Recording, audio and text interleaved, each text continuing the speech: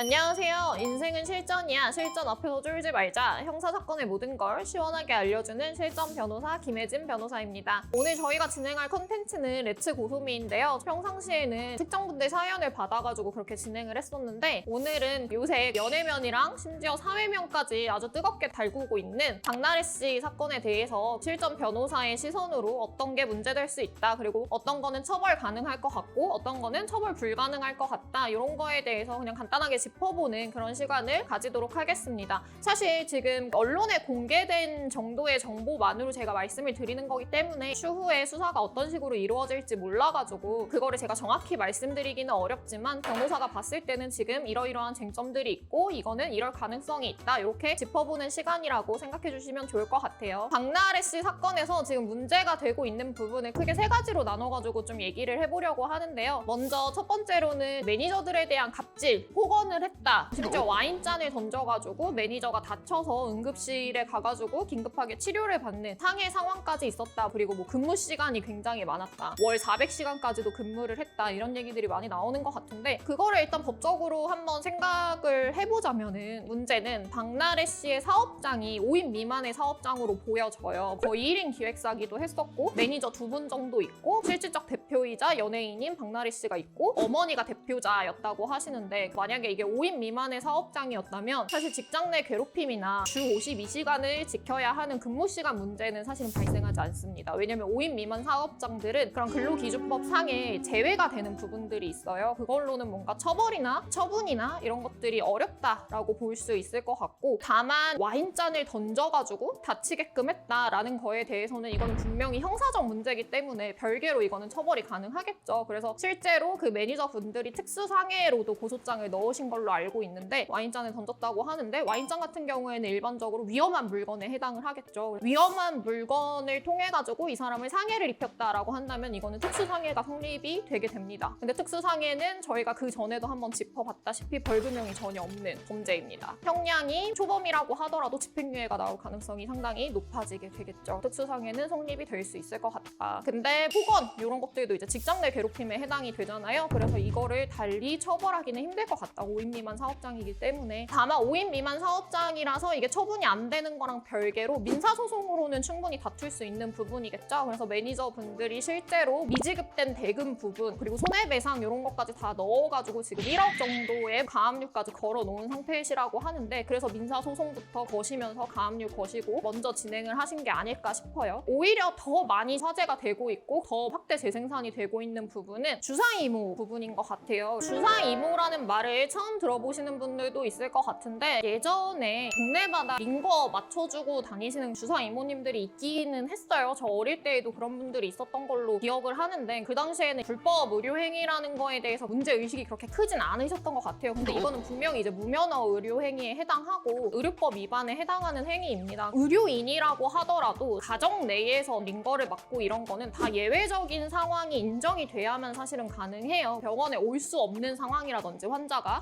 가정으로 돌아가고 가정에서 간호를 받고 있는 상태였다든지 여러 가지 사정이 좀 인정이 돼야지 왕진이라고 의료인이 가가지고 진료를 하는 행위가 인정이 되는 거고요. 박나래 씨 같은 경우에는 뭐 스케줄이 바빠가지고 링거를 오피스텔 가서 맞던가 본인 주거지로 불러서 맞던가 차 안에서 맞던가 이러셨다고 하니까 이거는 분명히 의료법 위반의 소지가 굉장히 크다고 볼 수 있겠죠. 그리고 또 하나 문제는 이 주사이모라고 하는 분이 의사도 아니고 간호사도 아니고 간호조무사도 아니고 어떤 의료인에도 해당하지 않는다라는 점 때문인 것 같은데요. 특히나 이분이 자기가 중국 내몽고에서 의사 면허를 가지고 있는 사람이다 이렇게 주장을 처음에는 했던 것 같은데 뭐 지금은 그것도 아니라는 말들이 많이 나오고 있고 외국에서 의사 면허가 있다고 해서 한국에서도 이제 의사로서 진료를 할 수 있는 건 절대 아니거든요. 예를 들어서 제가 한국의 변호사라고 해가지고 미국에 가가지고 갑자기 저 변호사예요 이러면서 변호사 업무를 할 수 있는 건 아니잖아요. 그렇기 때문에 라이센스 문제가 분명히 있다. 심지어 링거에 들어갔던 약물이 어떤 약품이냐 이거에 대해서 뭐 의사분들도 많이 말씀을 요새 하고 계시는 것 같고 약사분들도 많이 그거를 추정해가지고 말씀을 하시는 것 같은데 그 의약품들이 심지어 어딘가에서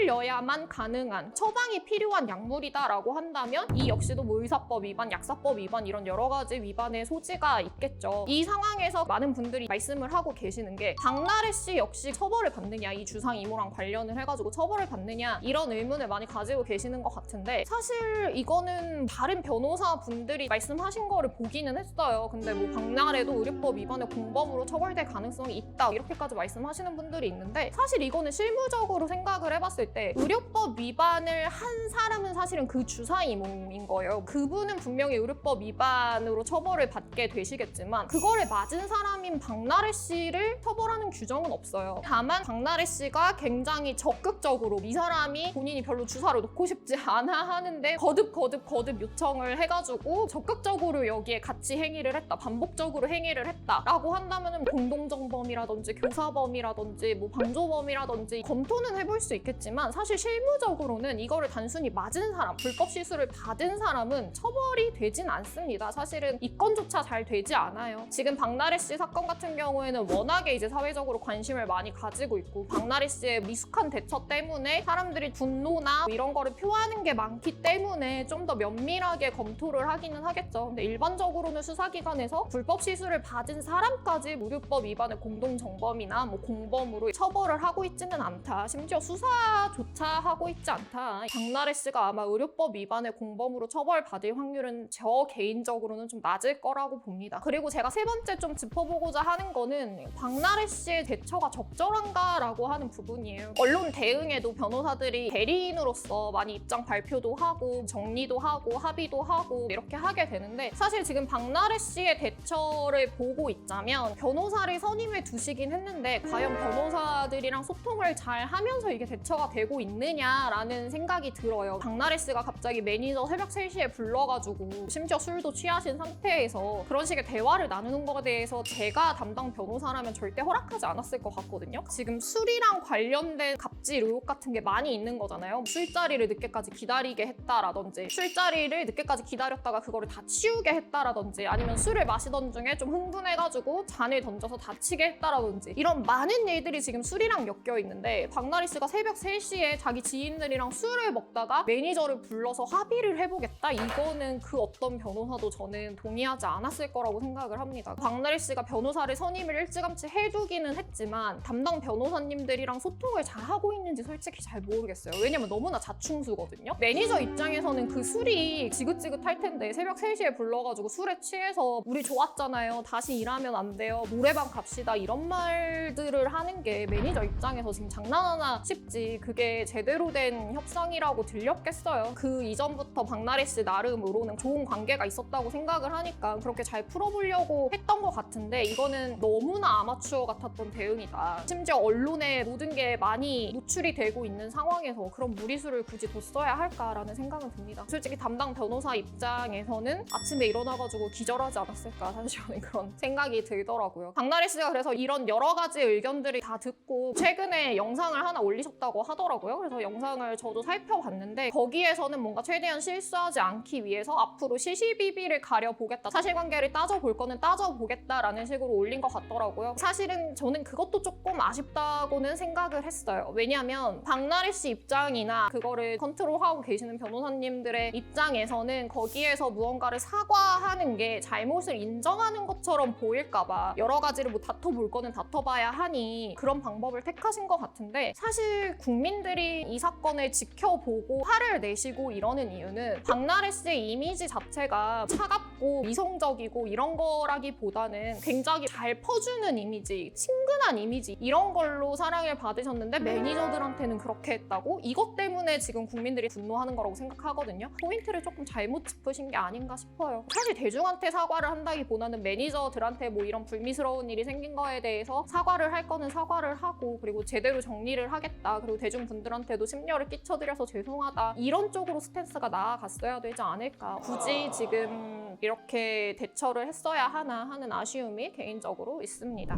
오늘은 이렇게 이슈가 됐던 박나래 씨 사건에 대해서 전반적으로 좀 살펴봤는데요. 아무래도 형사처벌의 가능성이나 노동청 진정을 했을 때 처분의 가능성이 있는지 이런 거 위주로 말씀을 드렸던 것 같아요. 제가 봤을 때는 미지급된 대급 문제나 그런 여러 가지 민사적 쟁점들도 충분히 있는 것 같습니다. 그래서 민사는 금액 조정을 통해 가지고 아마 이루어질 거는 이루어질 것 같고 근데 오히려 가장 화제가 되고 있는 거는 주사 이모 문제라든지 갑질로 인해서 특수상해가 발생한 거 이런 것들이니까 의료법 위반으로는 처벌되기가 좀 어려울 것 같다. 그리고 마약류 관리법 위반으로까지 확대될 가능성도 있어 보인다. 드린다. 왜냐면 그 의약품이 어떤 거였는지 다 살펴보게 될 테니까요. 당연히 대중들이 분노하는 지점을 저도 잘 이해하고 있고 나 혼자 산다나 이런 거 열심히 봤던 애청자로서 아쉬운 부분도 있고 약간 상황이 과열된 부분도 없지 않아 있는 것 같아요. 지금 나온 일부의 상황만을 가지고 너무 과열돼가지고 무작정적인 비난을 하고 이러는 것보다는 앞으로 수사 상황 같은 거를 지켜보면서 비판할 부분은 분명히 비판하고 그리고 책임질 부분은 책임지고 이렇게 하는 게 좋지 않을까 싶습니다. 오늘 레츠 고소미는 이렇게 마무리를 하고요. 이번 영상도 유익하게 보셨다면 저희 실전 변호사 채널 좋아요, 구독, 댓글, 알림 설정 부탁드립니다. 감사합니다.